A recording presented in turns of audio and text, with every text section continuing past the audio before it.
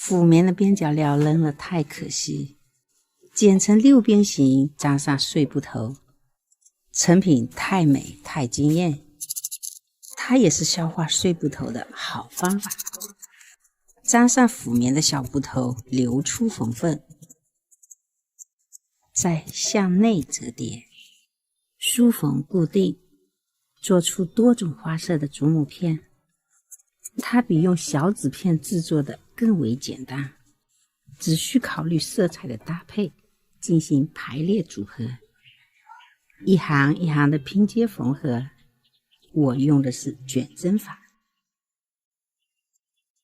横向拼接，再纵向组合，拼出所需大小，剪出纸样，画出轮廓，加上缝位，裁剪出。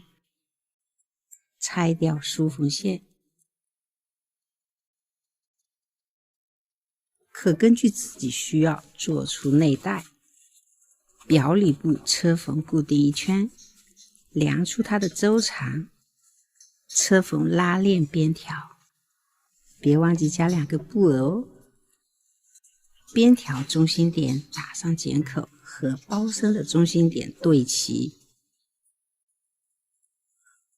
夹子固定，圆角需打牙口，可手工梳缝一圈，再来机缝更为简单。